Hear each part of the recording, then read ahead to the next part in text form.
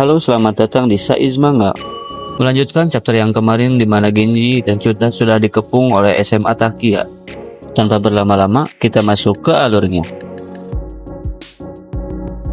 Chapter 7, Bito Tatsuya. Shin memperlihatkan Kuma yang sudah sadar setelah bertarung dengan Narumi. Kemudian Narumi berkata bahwa dirinya juga merasa kehilangan saat Makio mati di hadapan mereka. Namun bukan jadi alasan untuk dia kabur dari masalah. Setelah berkata seperti itu, kemudian Narumi mengambil seragamnya. Narumi berbalik dan berkata kepada Kuma, jika mereka memiliki sesuatu kesamaan, yaitu sama-sama kehilangan orang yang mereka kagumi.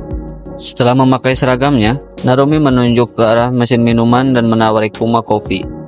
Setelah membeli kopi, keduanya pun duduk bersama. Kemudian Narumi memberitahu Kuma bahwa dia sudah menemuinya. Kuma pun bertanya, apa maksud Narumi? Kemudian Narumi menjelaskan bahwa Kuma akan tahu jika dia datang ke sekolah nanti. Ternyata yang dimaksud Narumi adalah Tatsuya Bito, adiknya Makio Bito. Saat pertama kali Narumi melihat Tatsuya, dia seakan melihat Makio hidup kembali. Tatsuya adalah seorang freshman di tahun ini. Kuma sedikit terkejut karena baru mengetahui bahwa Makio memiliki adik laki-laki. Karena langsung melamun setelah melihat Tatsuya, Narumi ditegur oleh salah satu temannya. Saat itu di ruang kelas 1A sedang ada kericuhan. Seseorang meletakkan alat cukur rambut di atas meja. Saat itu Tatsuya yang masih kelas 1 disuruh mencukur rambutnya oleh para sophomore. Meskipun para sophomore bergerombol, Tatsuya sedikit pun tidak merasa takut dan menolaknya. Ada satu aturan di Hosen, yaitu harus dicukur botak selain para petinggi. Salah seorang sophomore memberitahu kepada Tatsuya bahwa semua kelas 1 sudah dibotak kecuali dirinya yang belum. Kemudian sophomore itu menyalakan mesin pencukur rambut tersebut. Sambil menodongkan mesin tersebut, sophomore itu berkata kepada Tatsuya bahwa di Hosen jadi keren saja itu tidak cukup. Merasa jengkel, Tatsuya pun menjadi geram. Kemudian Tatsuya meminta sophomore itu untuk menyingkirkan wajah buruknya itu. Karena hal tersebut membuat Tatsuya muak. Setelah mendengar perkataan Tatsuya tersebut, sophomore itu pun malah tertawa kepada teman-temannya. Namun setelah tertawa, sophomore itu mencoba menyerang Tatsuya. Dari luar lorong sekolah, yang tadinya hening tiba-tiba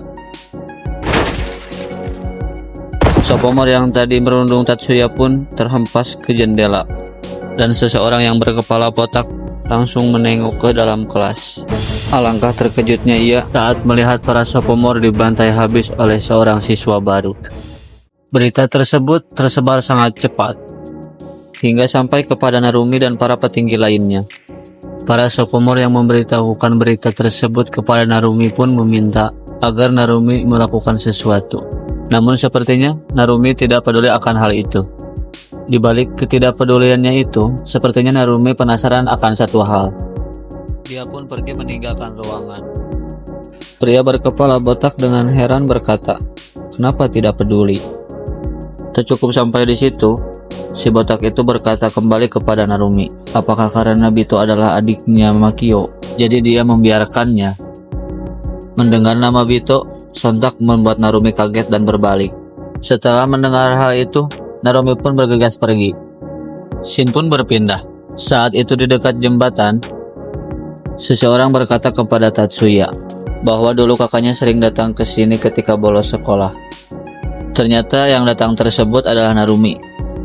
Saat ini di Hosen sedang hangat memperbincangkan seorang freshman yang tidak mau dicukur botak. Sambil kembali berdiri, Tatsuya berkata kepada Narumi bahwa freshman itu sangat hebat dan suatu hari nanti pasti akan memimpin Hosen. Tanpa disadari, Tatsuya membicarakan dirinya sendiri. Tapi tiba-tiba, Tatsuya melepaskan tendangan kuat kepada Narumi. Saking cepatnya, Narumi pun tidak mampu bereaksi. Saat tendangan itu hampir mengenai kepala Narumi, Tatsuya menghentikannya sambil berkata, sepertinya kakaknya salah mengira tentang Narumi. Jika diibaratkan, Narumi seperti serigala yang kehilangan taringnya. Sembari berjalan pergi meninggalkan Narumi, Tatsuya berpesan kepada Narumi bahwa dia akan memimpin generasinya kelak untuk menghancurkan Suzuran. Mendengar perkataan Tatsuya itu, jelas membuat Narumi terheran-heran. Apakah semua itu bentuk balas dendam atas kematian kakaknya? Tatsuya kemudian berbalik dan membantah perkataan Narumi, bahwa dia hanya ingin melampaui kakaknya. Narumi pun kaget dan tidak bisa berkata apa-apa. Saat kakaknya masih hidup, dia berkata kepada Tatsuya bahwa Narumi tidak akan diakui kuat sebelum dia mengalahkan Suzura. Sebelum pergi, Tatsuya kembali berpesan kepada Narumi bahwa dia akan mengalahkan Suzuran dengan caranya sendiri. Kemudian Tatsuya pun pergi. Narumi mulai termenung dan sejak saat itu dia berencana untuk mengalahkan Suzuran. Sebelum Tatsuya pergi jauh, Narumi kembali memanggilnya dan mengatakan kepada Tatsuya untuk menjadi petinggi sampai waktunya tiba. Sebagai bentuk penghormatan Narumi kepada Makio, kakaknya Tatsuya.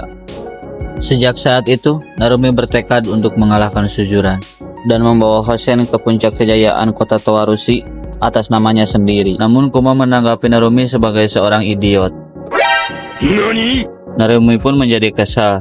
Namun Kuma langsung menyela. Apakah Narumi akan menghabiskan onigiri itu sendiri saja? Narumi terdiam sejenak, lalu membagi onigiri itu kepada Kuma dan mereka pun menjadi sahabat. Chapter 8. Siswa SMA Kawada 2, Kugayuji. Shin memperlihatkan Tokaji yang berbicara kepada Serizawa.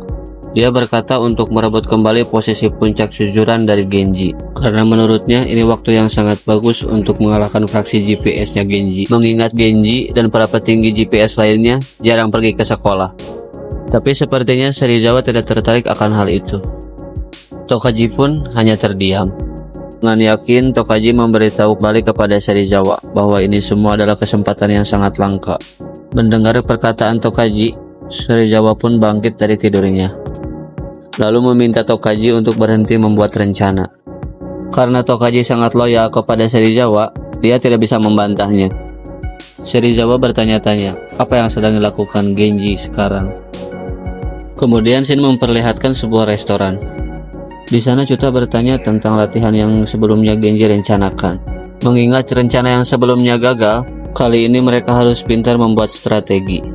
Kemudian Genji pun membenarkan hal tersebut, dan siapa sangka berakhir dengan dikejar-kejar oleh SMA lain. Genji pun mulai merenung. Chuta memberitahu Genji untuk mengetahui seluk-beluk yang ada di kota Towarushi. Lalu Chuta mengambil botol mayones dan meminta Genji untuk mendengarkannya. Dia pun mulai menggambar peta kota dengan mayones tersebut, sambil berkata ada beberapa sekolah berandalan di sana. Yang pertama ada sekolah Hosen, dan dikarenakan ada perjanjian damai dengan sekolah Hosen, mereka tidak bisa menyerang sekolah tersebut. Sekolah yang memiliki petarung kuat bukan cuma Hosen, namun ada juga sekolah Nanamori dan Sukamoto. Lalu ada sekolah Kurosaki dan Takiya. Mendengar nama Takiya, Genji mengingat kembali dengan rencananya yang gagal dan berakhir dikejar-kejar oleh anak SMA Takiya. Ketika Genji sadar, dia menyuruh Chuta untuk berhenti menuangkan mayones tersebut. Namun Chuta menyela, dia hampir lupa bahwa ada satu sekolah lagi yang perlu diperhitungkan kekuatannya, yaitu SMA Kawada 2. Mendengar nama SMA Kawada, Genji pun langsung menggebrak meja yang ada di depannya. Sambil melahap makanannya, Genji berkata, coret saja nama SMA itu, karena dia sudah mengalahkan Kuga, orang terkuat di SMA tersebut. Kemudian Shin pun berpindah. Saat itu di SMA Kawada, ada Kuga yang sedang duduk di depan motornya. Kemudian ada seseorang yang memanggil Kuga. Salah satu dari mereka berkata kepada Kuga, jika dia sering bolos, maka dia tidak akan lulus sekolah. Kuga langsung mendekat ke arah mereka. Lalu Kuga bertanya, ada apa mereka memanggilnya? Padahal sebelumnya mereka tidak akrab sama sekali. Kemudian salah satu temannya yang memiliki bekas luka di wajah memberitahu Kuga bahwa salah satu siswa Kawada 2 yang bernama Takeuchi telah diserang oleh SMA Takiya. Bahkan bukan hanya Takeuchi saja. Minggu lalu ada Tomita dari kelas 1. Lalu ada Imagawa, seorang sophomore Kawada 2. Takiya sepertinya ingin benar-benar berperang dengan Kawada, tambahnya. Kemudian seseorang yang berambut puncir berkata, mereka sudah memutuskan untuk bertarung 3 lawan 3 agar masalah tidak semakin membesar. Kuga pun langsung bertanya, 3 lawan 3 melawan Takiya? Dan begitu kedatangan mereka berarti mengajak Kuga untuk melakukan 3 lawan 3 tersebut. Orang berambut kuncir itu pun langsung mengiyakan. Namun belum sepakat, Kuga kembali bertanya, siapa yang akan melawan Mitsu? Si rambut kuncir itu kembali menjawab, dengan menunjuk orang yang di sebelahnya, Ebihara. Dia adalah bosnya, dan dia yang akan melawan Mitsu. Namun, Kuga memberi syarat, dia akan ikut jika dia yang melawan Mitsu. Ebihara mendekat dan menepuk pundak Kuga, seraya berkata bahwa dia mengandalkan Kuga. Si rambut kuncir pun ikut-ikutan berkata, dia akan menyerahkan semua ini kepada berandalan sekolah Kawada II. Namun sepertinya Kuga tidak menyukai julukan tersebut. Walaupun begitu, sepertinya Kuga sangat menantikan pertarungan melawan Mitsu. Kemudian Shin memperlihatkan sebuah toilet umum. Di sana Genji berteriak kepada Chuta, harus berapa lama lagi dia menunggu. Namun Chuta meminta Genji untuk tidak berteriak kepadanya, karena jika begitu, dia tidak akan dapat berkonsentrasi. Genji kembali berteriak dan menyalahkan Chuta karena makan terlalu banyak dan makanan yang kedua itu belum matang sepenuhnya. Chuta kembali meminta Genji untuk tidak berteriak kepadanya. Kemudian Genji berpikir bagaimana jika Chuta keracunan makanan. Shin berpindah ke bawah jembatan di tepi sungai. Di sana Kuga sudah bertemu dengan para petinggi sekolah lainnya. Kuga pun bertanya kepada Mitsu, karena pikirnya ini akan menjadi pertarungan 3 lawan 3 seperti kata temannya. Sambil tersenyum tipis, Mitsu menjawab, ada sedikit perubahan rencana. Ternyata yang hadir di sana bukan hanya SMA Kawada II dan juga Takia, namun ada juga SMA Nanamori. Lalu bos Nanamori itu pun memperkenalkan diri kepada Kuga. Awalnya Kuga sedikit kebingungan, namun dia mulai mempertanyakan mengapa ada Nanamori di sana. Lalu Mitsu menjawab bahwa Takia dan Nanamori akan melakukan aliansi. Mendengar jawaban dari Mitsu, seketika membuat wajah Kuga menjadi malas. Kuga berpikir orang-orang lemah memang selalu berkumpul. Setelah mendengar perkataan Kuga tersebut, salah satu siswa SMA Takia pun menjadi marah dan menyuruh Kuga untuk diam. Namun, Mitsu menyuruhnya untuk tetap tenang. Kemudian, dengan percaya diri, Kuga bertanya apakah dengan beraliansi mereka akan bisa mengalahkan Kawada II. Namun Mitsu membalasnya dengan tersenyum saja, seakan dia sudah memiliki rencana. Namun tiba-tiba, kedua teman Kuga pun menyela bahwa semua itu tidak benar, sambil berjalan meninggalkan Kuga. Melihat yang terjadi, Kuga syok dan kebingungan. Ternyata aliansi itu bukan hanya Takia dan Nanamori, namun juga dengan Kawada II. Hal tersebut dilakukan untuk menyingkirkan Kuga. Karena masih kebingungan, Kuga pun bertanya kepada Ebara, apa yang sebenarnya terjadi. Dengan santai, Ebara menyuruh Kuga untuk melihat sekeliling, dan itulah yang terjadi. Kemudian Kuga menjawab, apa gunanya beraliansi? Hanya dengan waktu 6 bulan saja yang tersisa, sebelum kelulusan. Kemudian Kuga melanjutkan, bahwa SMA Kawada dari dulu belum pernah beraliansi, dan itu adalah tradisi. Dengan kesal, Ebihara berkata, jika ini adalah kesempatan yang dia tunggu-tunggu. Karena Kuga selalu bertindak sendiri, keras kepala dan tidak mau diatur, seakan-akan dirinya lebih baik dari orang lain. Itulah sebabnya Ebihara sangat membenci Kuga. Namun sepertinya Kuga tidak kaget akan hal itu. Dia malah tersenyum. Kemudian Ebihara menambahkan bahwa orang-orang seperti Kuga lah yang menghambat aliansi mereka. Aliansi mereka dibentuk bukan tanpa alasan, melainkan ingin berperang melawan Suzuran. Mitsu kemudian menambahkan, tujuannya bukan hanya melawan Suzuran, namun menjadi yang teratas di kota ini. Sambil mengeluarkan sisir dan merapikan rambutnya, Kuga berkata, hanya orang bodoh yang mengincar puncak dengan mengandalkan jumlah. Kemudian Kuga menunjuk dirinya sendiri dengan berkata, dialah orang paling keren di Kawada II.